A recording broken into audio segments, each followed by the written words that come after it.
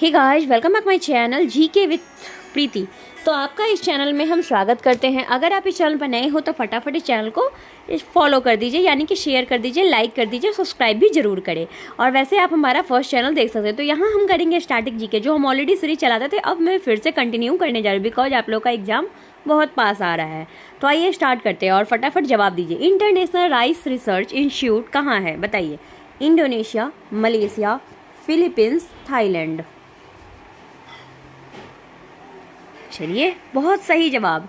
तो ये कहाँ पे है? तो ये है उत्तरी फिलीपींस में है। कहाँ पे है? तो international rice research institute Philippines में है। नेक्स्ट, विजय स्तंभ कहाँ है बताइए?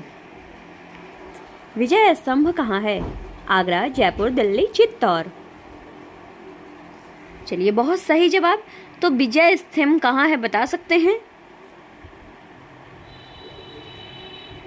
वेरी गुड, आपने बहुत सही जवाब दिया था। तो यह चित्तौड़ में है। कहाँ पे? तो चित्तौड़ में है। केंद्रीय वैज्ञानिक उपकरण संगठन किस स्थान पर स्थित है बताइए? चलिए, बहुत सही जवाब। तो ये कहाँ पे है? केंद्रीय वैज्ञानिक उपकरण चंडीगढ़ में है। नेशनल इंस्टीट्यूट ऑफ वायरोलॉजी कहाँ स्थित है? नेशनल इंस्टीट्यूट ऑफ वायरोलॉजी कहाँ स्थित है बताइए फटाफट?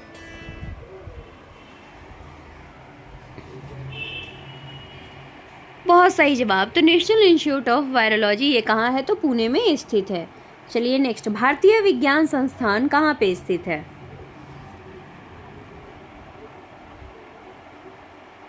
भारतीय विज्ञान संस्थान बॉम्बे, बंगलोर, अहमदाबाद कहाँ स्थित है? तो बेंगलोर में है विज्ञान संस्थान। निम्नलिखित में से किस उपकरण संगठन पर स्थित है? उपकरण संगठन किस स्थान पर स्थित है? वैज्ञानिक जहाँ पे साइंटिफिक आपको हथियार वगैरह मिलते हैं, चेन्नई, बेंगलोर, चंडीगढ़। कहाँ है? तो चंडीगढ़ में है। जहाँ पे साइंटिफिक हथियार आपको मिलते हैं, जैसे कि बहुत सारे होते हैं, माइक्रोस्कोप हो गया, माइक्रोलॉजी हो गया, ये सब सारी चीज़ें। सेलुलर और आणविक जीव विज्ञान के लिए केंद्र किस केंद्र में स्थित है बताइए? बहुत सही जवाब। तो हैदराबाद में स्थित है। भारत का सबसे लंबा बांध कौन सा है? चलिए, तो भारत का सबसे लंबा बांध है हीराकुंड बांध। दुनिया का सबसे छोटा देश कौन सा है? वेटिकन सिटी, टोंगा, नोरिया, मोनाको। तो कौन सा है? तो वेटिकन सिटी है। नेक्स्ट चलते हैं। किस स्थान को भारत का कैथेड्रल शहर कहा जाता है? वो कौन सा स्थान है?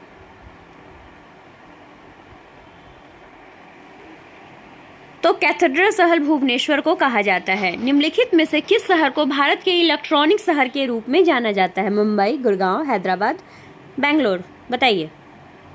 हम यहाँ पे 3 से 4 मिनट में सारे के सारे जीके को कवर करेंगे ताकि ज़्यादा क्वेश्चंस कर पाए। तो बेंगलोर को इलेक्ट्रॉनिक सिटी कहा जाता है। क्षेत्रफल के हिसाब से सबसे बड़ा भारतीय राज्य कौन सा है? बहुत सही जवाब। क्षेत्रफल के हिसाब से सबसे बड़ा भारतीय राज्य है राजस्थान। केंद्रीय सड़क अनुसंधान कहाँ है? दिल्ली, बेंगलोर, रुड़की, हैदराबाद।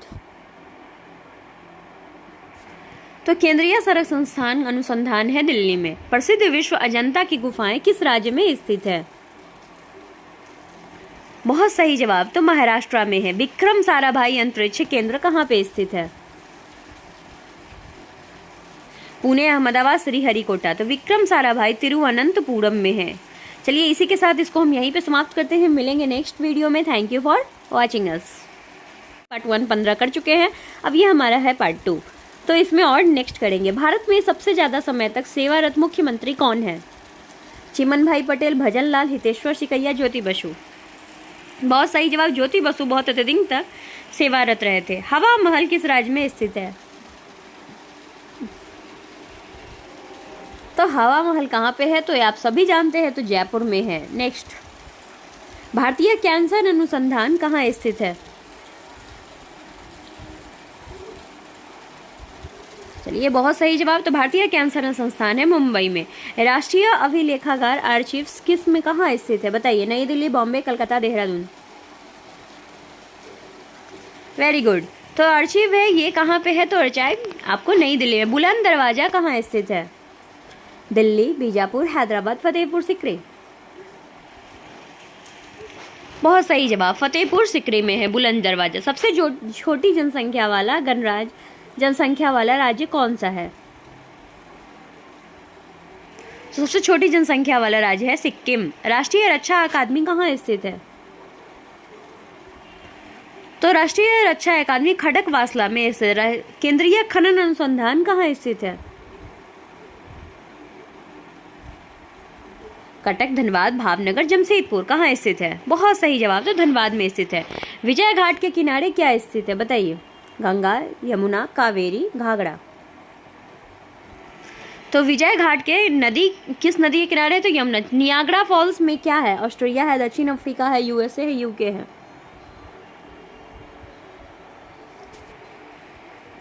चलिए, तो यूएसए है। राष्ट्रीय डिजाइन संस्थान कहाँ स्थित है? जहां पर डिजाइनिंग की जाती है किसी भी चीज की।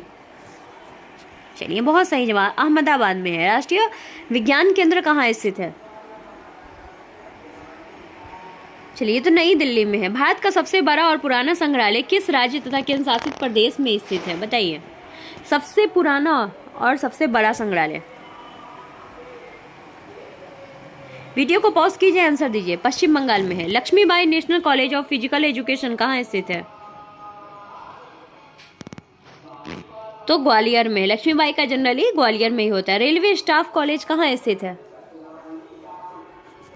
चलिए, वडोदरा में। इसी के साथ यहीं पे इस वीडियो को समाप्त करते हैं। मिलेंगे नेक्स्ट वीडियो में नई इन्फॉर्मेशन के साथ। Thank you for watching. Like and share कीजिए। तो आइए, पानीपत की लड़ाई कब हुई? 3 मार्च 1794, 14 जनवरी 1761, 5 नवंबर 1556, 21 अप्रैल 1526 बताइए। चलिए, बहुत सही जवाब अगर आपने बताया तो ये हुई थी आपकी 21 अप्रैल 1526 को। पानीपत की पहली लड़ाई कौन सी थी? तो यह फर्स्ट लड़ाई थी। नेक्स्ट चलते हैं। पानीपत की लड़ाई किनके और किनके बीच में हुई थी? पहली लड़ाई इब्राहिम लोदी और बाबर के बीच, हेमू और अकबर के बीच, अहमद अब्दाली और मराठों के बीच, अंग्रेज और राजपूतों के बीच। किसके किसके थे?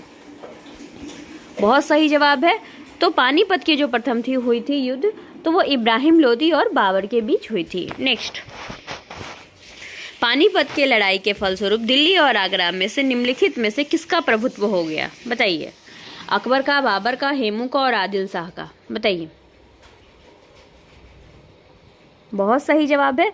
देखिए, जब इस युद्ध में इब्राहिम लोदी ने जो था, जैसे कि किसका हुआ था, मैंने आपको क्या बताया? तो बाबर का बताया। तो पानीपत की लड़ाई के फलस्वरूप दिल्ली आगरा पर बाबर का प्रभुत्व स्थापित हो गया था। क्यों हुआ था?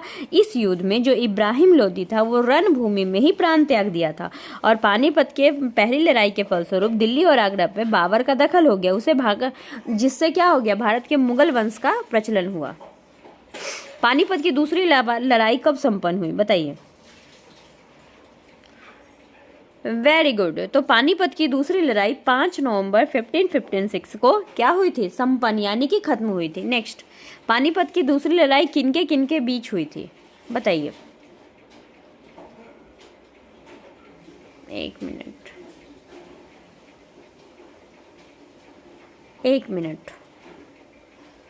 पानीपत की दूसरी लड़ाई, ये तो हमने कर लिया। हाँ, पानीपत की दूसरी लड़ाई किनके किनके बीच हुई थी बताइए?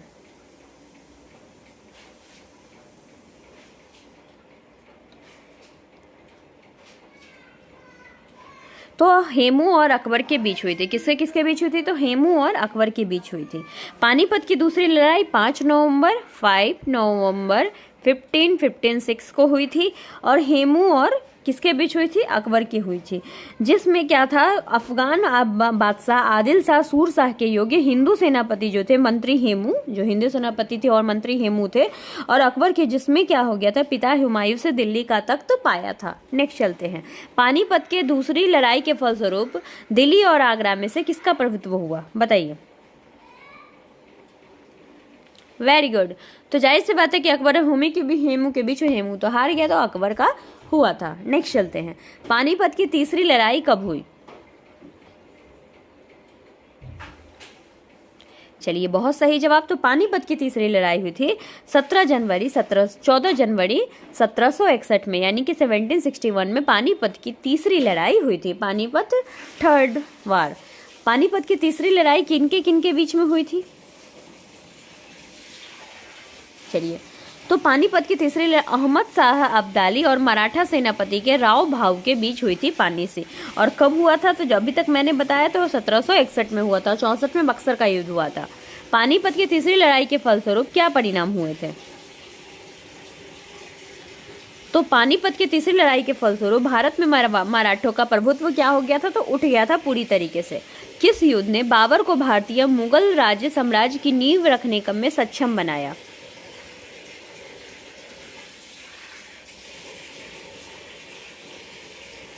तो पानीपत का प्रथम युद्ध में बाबर को भारतीय मुगल, उसी वक्त से तो बाबर का जो मुगल काल स्टार्ट हो गया। तो बाबर का प्रथम युद्ध से पानीपत का जो हुआ था, ना ही खानवा, ना ही आपको वांडीवास, ना ही बक्सर, ये पानीपत का प्रथम युद्ध के वजह से युद्ध भारतीय मुगल साम्राज्य में शासक में स्थापित हो गया।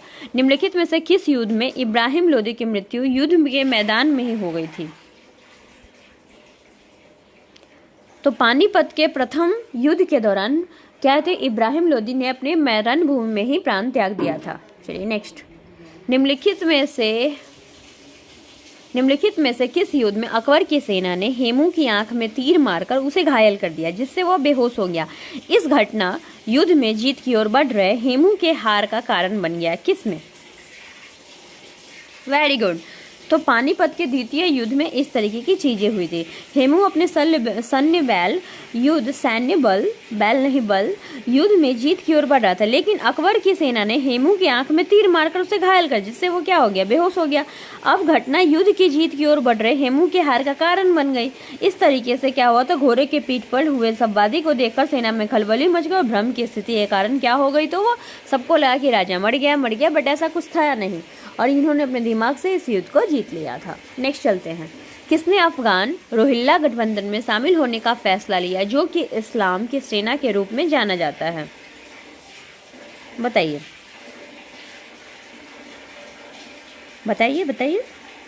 चलिए, शुजा-उद-दौला। किसे जाना जाता है? तो शुजा-उद-दौला। नेक्स्ट चलते हैं। युद्ध में तुलुगमा, अरबा और सेना रणनीति अपनाने के निम्नलिखित में से कौन सा शासक प्रसिद्ध है? Very good. तो अरबा नीति अपनाया था तो आपको बाबर ने। नेक्स्ट चलते हैं। तीसरे पानीपत के युद्ध में मराठा के प्रमुखों ने किससे आग्रह किया कि मराठा सैनिक भूखे मरने के बजाय युद्ध में मरने की इजाजत दीजिए? तो भूखे वो लोग मर रहे थे, इतनी अकाल की स्थिति आ गई थी, तो वो सदाशिव राव भाऊ था। कौन था? तो सदाशिव राव भाऊ था। इसकी पीडीएफ आपको चाहिए तो टेलीग्राम पर मिल जाएगी। पानीपत के तीसरे युद्ध में जो प्रमुख सेना नायक थे सदाशिव राव भाऊ ने आग्रह किया कि भूखे मरने के बजाय है कि युद्ध में उनको लड़ने के लिए भेजा जाए, जिसमें क्या हो गया? 1,25,000 से अधिक सैनिकों को शामिल हुआ। दोनों तरफ की सेनाओं ने नुकसान व फायदे के साथ युद्ध बहुत लंबे समय तक चला था। इसी के साथ साथ अहमद शाह दुर्रानी और सेना कई मराठा पक्ष खात्मा करने के बाद विजय हो गई। इसी के साथ हम पानीपत से जितने भी क्वेश्चन आते हैं उसको हमने यहाँ पे डिस्कस कर दिया। अगर आपको पसंद आ रहा हो तो बिल्कुल चैनल को लाइक कीजिए, शेयर कीजिए और सब्सक्राइब कीजिए। Thank you for watching us.